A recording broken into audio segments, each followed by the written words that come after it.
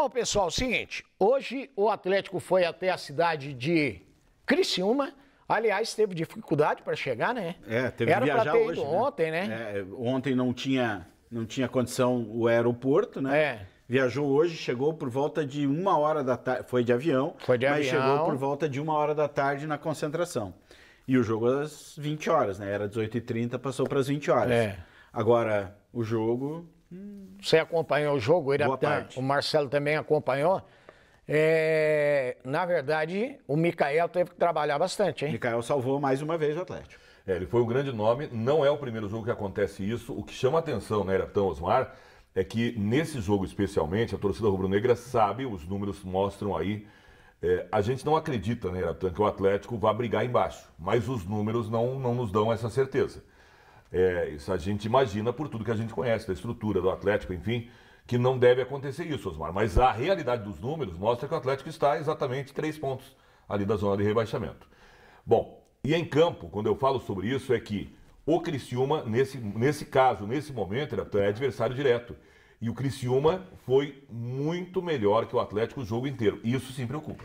Eu acho que o ponto ele tem que ser extremamente valorizado, porque se vem uma derrota, aí a situação ia ficar delicada. Como houve o empate, ele manteve, né, o Criciúma a uma distância relativamente segura. Mas o jogo em si foi quase que todo ele de domínio do Criciúma. Tanto é que teve 64% de posse de bola a equipe catarinense. O técnico Martim Varini falou com a nossa repórter Monique Vilela. Vamos acompanhar o que ele falou a respeito do jogo. No era lo que veníamos a buscar, a gente quería ganar, es verdad que a gente no perdeu, mas veníamos una secuencia de victoria y queríamos mantener la victoria. Sabíamos que el contexto del juego iba a ser muy difícil, no solo por cómo eles son fortes aquí en casa, por lo que eles están disputando igual que a gente, mas también por la secuencia de juego que a gente vem tendo, que hace que seja difícil siempre mantener un nivel alto.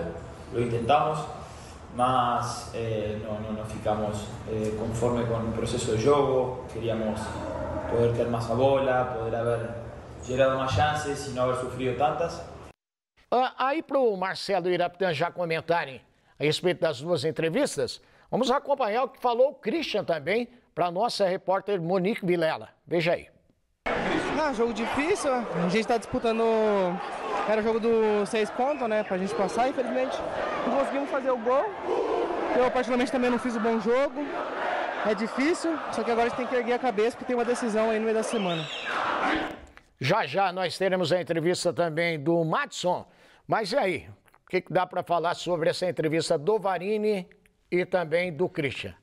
O Varini é lógico, ele vai falar, não, viemos para ganhar, mas não conseguimos, só que não foi isso que a gente viu, né? Em termos de postura, o time que teve postura para vencer foi o Criciúma. É lógico, no desespero, é o time que está lá embaixo, só que esse desespero, ele também começa a rondar o Atlético, né? O Atlético não tem essa situação de conforto que tinha há um tempo atrás. E daí no jogo, além desse percentual de posse de bola que eu citei, foram 25 finalizações do Criciúma, só 10 do Atlético.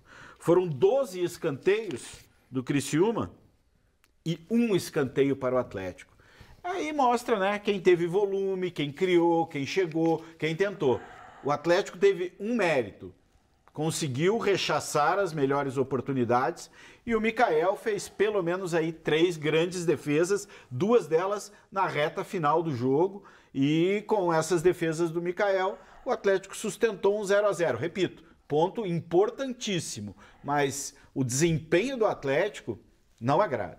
E para piorar a situação, Marcelo Ortiz, hoje o Gabriel recebeu o 3º cartão amarelo, está suspenso, não vai jogar contra a equipe do Flamengo. E para a posição, especialmente, exatamente como um primeiro volante, né, é bom lembrar que sem o Fernandinho só tem o Gabriel. Você vai ter que... Claro, tem outros jogadores para fazer a função. O Eric, mas o Eric vai sair da lateral? Hoje o Madison fez lateral, né? O Eric lateral ou o Eric volante? Hoje foi o Eric volante, que eu prefiro, aliás, que acho que vai muito bem.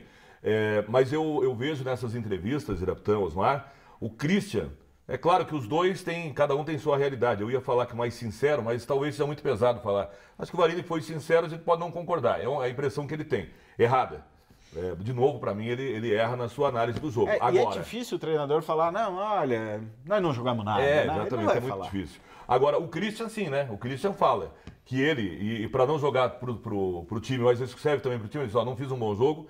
Ele entrou no lugar do João Cruz, que não fez um mau primeiro tempo, mas foi longe do João do meio de semana. Normal pela idade, né, Iraptan? Há uma oscilação normal e o time mudou bastante. Não, e a bola não chegava, né? Também, né? A bola não chegava, o Atlético estava recuado. E o Christian, quando entra, tem mais dificuldade para fazer a função do que o próprio João. Sim. Então, quando você imaginava que o time podia melhorar pela experiência do Christian, não aconteceu.